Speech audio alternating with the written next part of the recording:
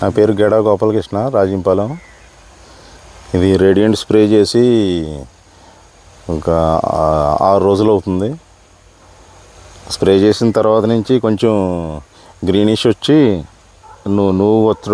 నూగు రావడం ప్రారంభమైంది కింద నుంచి పైకి.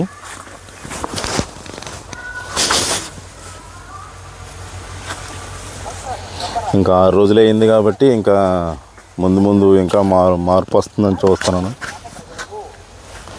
పురుగు దోమ కూడా కొంచెం కంట్రోల్ అయింది అనిపించింది. కింద మెత్తదనం 4 రోజుల నుంచి లైట్గా తగ్గింది అనిపిస్తుంది. ఇంకా కొంచెం ఫస్ట్లో కొద్దిగా పెడపరం ఎక్కువగా ఉంది, లైట్గా తగ్గింది.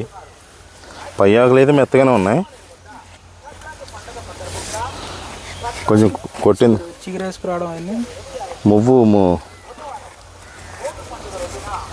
మువ్వు అయితే బాగుంది క్లియర్గా.